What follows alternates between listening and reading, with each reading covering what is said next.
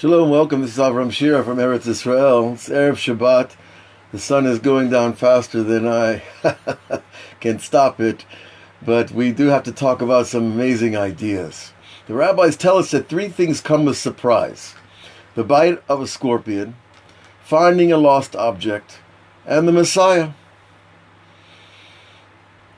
They all come by surprise. Now, I don't think we need to go into it too far to understand that the bite of a scorpion comes by surprise.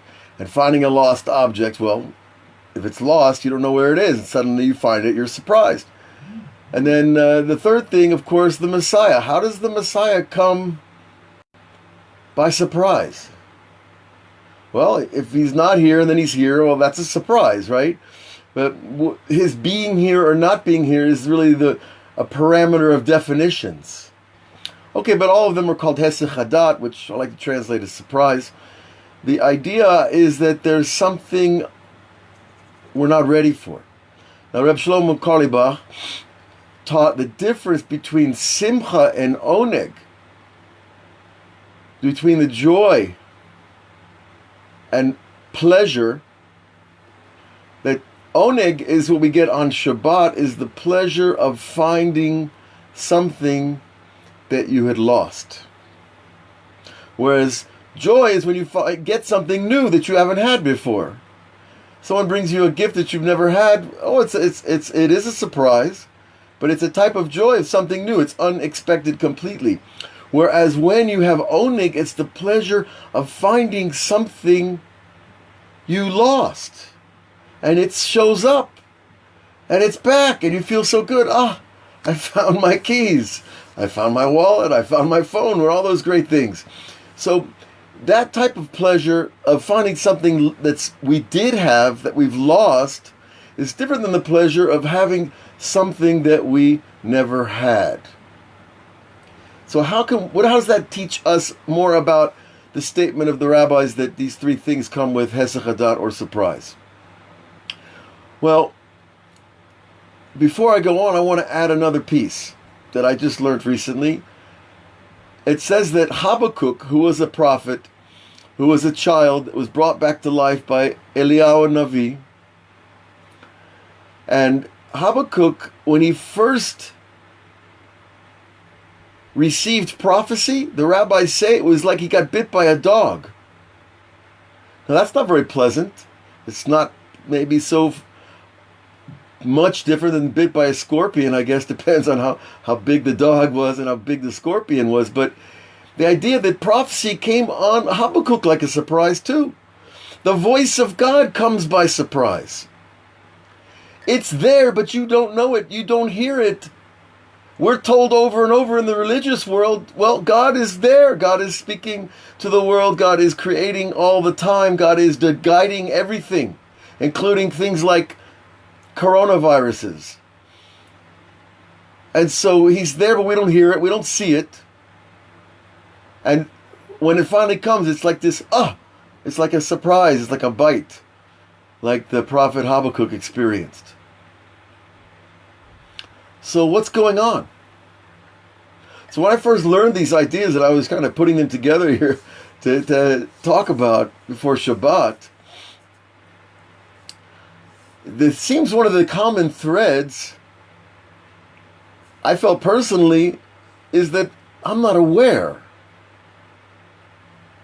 When I'm walking around in my life, whether it's Friday afternoon preparing Shabbat, or Saturday night getting ready for the new week, or whatever it might be, how aware am I of God?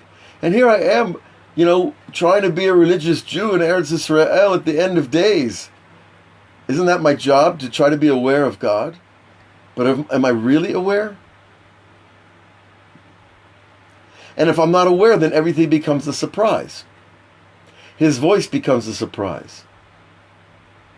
And you know what even becomes a surprise? The idea that I didn't remember God. That you can keep all the mitzvot and forget God. Isn't that, well, it almost sounds tragic.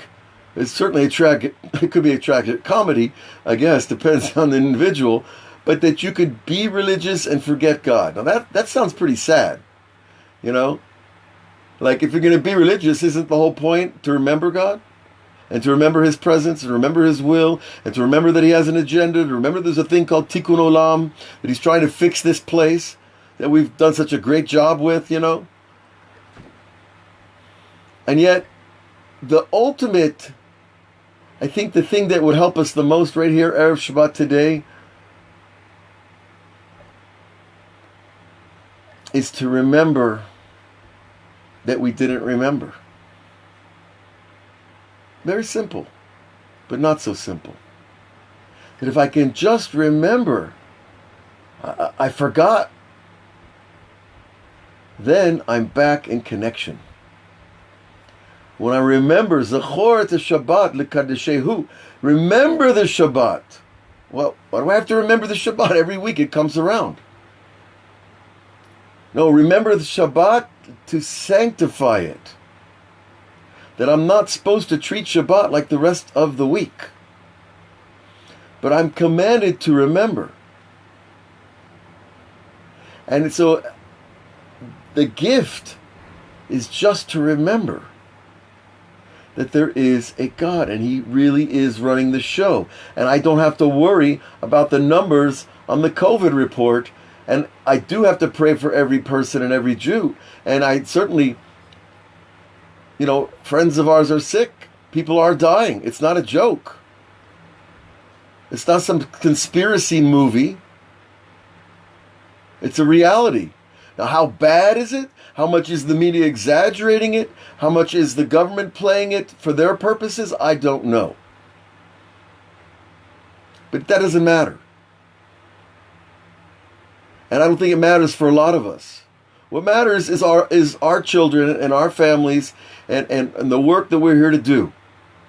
And the people that choose to be government people and politicians and power brokers and billionaires, well, they have their jobs.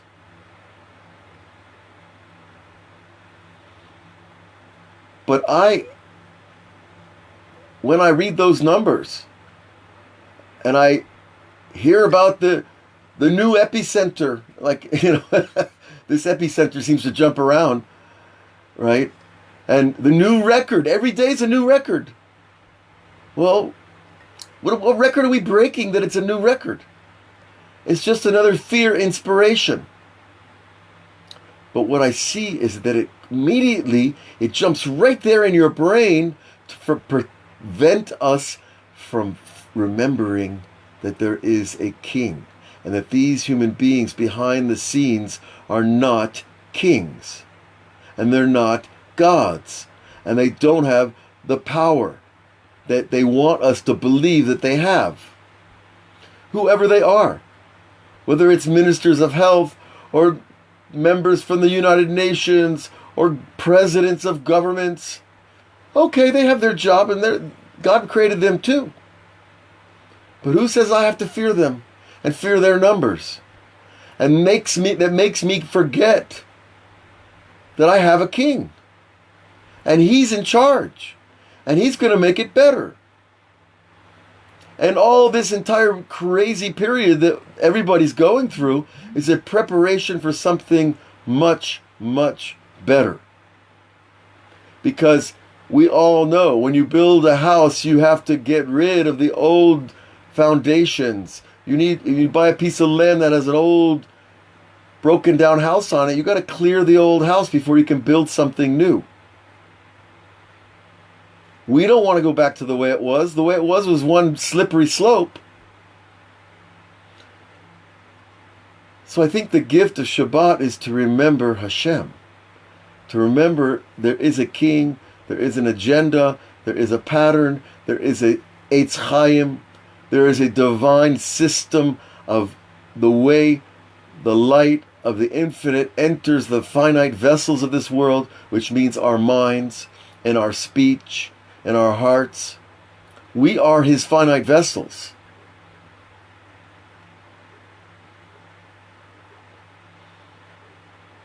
I read this week the Bavitcher Rebbe said in 1983, I think, every Jew is a Balabayit of the world. That's an outrageous statement. Every Jew is a Balabayit of the world. I didn't know that. In my own home, I can feel a little bit like a balabayit if I'm nice to my wife. You know? But balabayit of the world, and he goes on to say that you can pray and have everything that you ask for. You can make decrees and they will be done. Just like you're a little king. Do you feel like a little king? Well, the rabbis say on Shabbat, every Jew at his Shabbos table is like a king. He has his little palace, his table, his family. He has the shefa of his efforts, the sustenance, the good things of Shabbat. It's all right there spread in front of him. He doesn't have to answer the phone. He doesn't have to talk to any workers. He doesn't have to worry about his boss.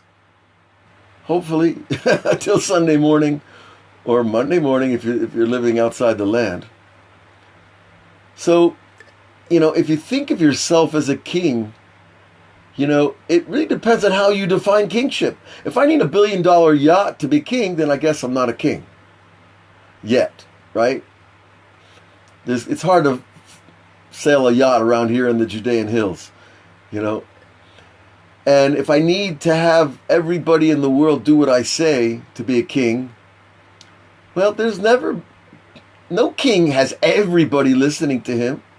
So you see, being a king depends on the parameters that we define for the office, for that chair, that throne, the government. And the real kingship is the kingship over our own little spark of evil. That's where it happens. The real kingship is Ezu Gibor, Akoveshet Yitzro, who is the warrior, the hero, who conquers his own evil inclination. And that itself is enough of a life program, believe me. If we could just do that, we'd all have really good lives. I think we still have good lives. It's just not revealed all the time. But to be king doesn't mean I get a bigger steak and a better Rolls Royce. Who cares?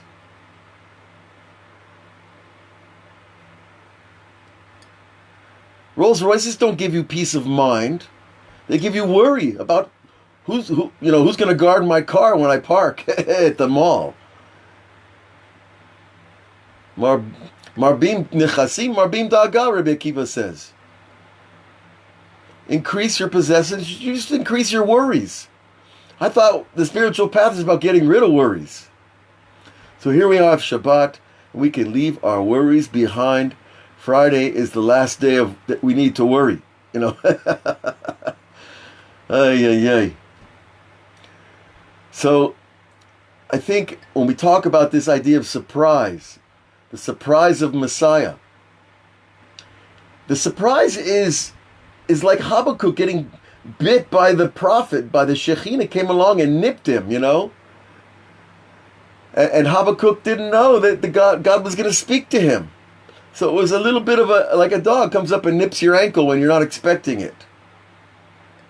And so it's really the coming of the Messiah and the idea of these other things, which are, finding a lost object, or the pleasure, of Shabbat is that finding something I lost. I lost Shabbat because we were all born in Shabbat. We were all born in a perfectly controlled environment where everything was taken care of. And that's a mini world to come, because that's where we came from. So when we have that of Shabbat, that sudden ta'anug, that pleasure of Shabbat, it's that coming down and coming back to what we really are and where we're from. And I think the Messiah also is going to be a little bit like that too.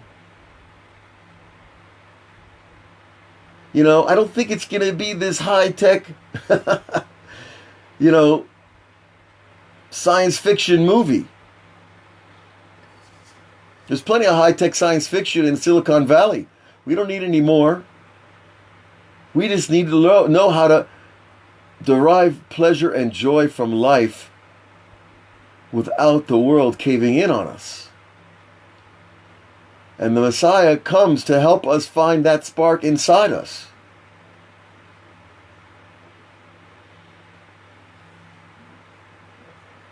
You know, people always, the Messiah is like this default hope that my life will get better. No, my life is better. It depends on how I frame it. And I can make it better and better. But why do I need to use the Messiah for my crutch? It's not a crutch.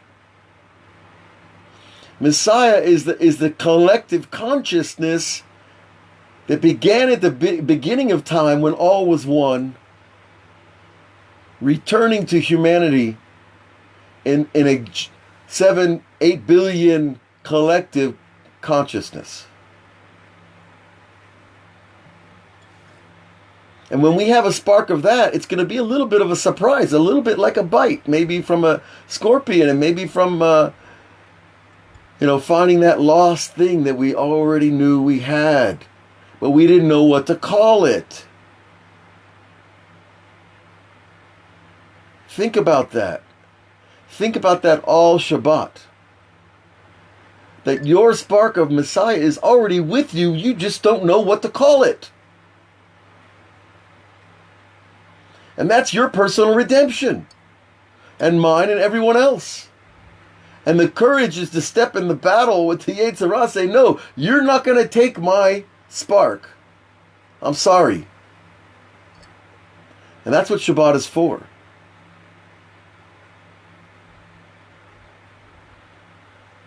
And when you have that courage to step in the battle and take back your spark of the Messiah and call it what it is, your personal redemption, well, your best self comes to the surface all the time when you remember God everywhere you go. And I can say I'm sorry when I need to immediately. And I can say, wait a minute, right there. And I can say no when I need to say no. And yes when, of course, we do need to say yes. When everybody's operating at their best, that's redemption, my folks. It's not about the car you drive.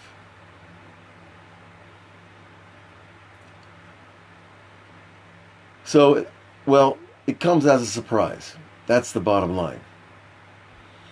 And, we should try to avoid the scorpions, and avoid the losing things. But the reason we usually lose things is because we forget their value. We forget to guard them, protect them. We lose a moment of consciousness. It's that forgetting that we want to get back. Remember Shabbat to sanctify it, to be sanctified.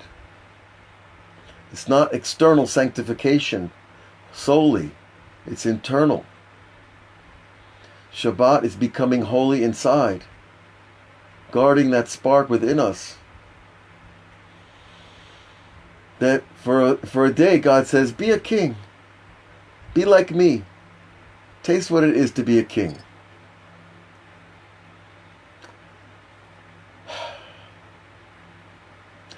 Like Mel Brooks said, it's good to be a king. So all of you should really give yourself a moment, find the spark, give it the name. Give that name of your highest self. The one that was taken away from us. Because what was taken away in the Garden of Eden was our consciousness. And part of that depends on what we call it.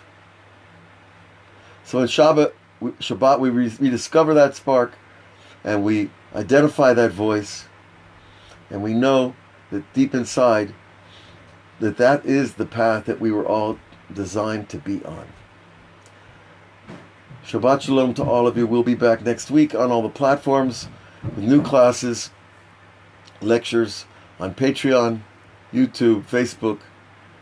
So look forward to seeing you again. Shabbat Shalom.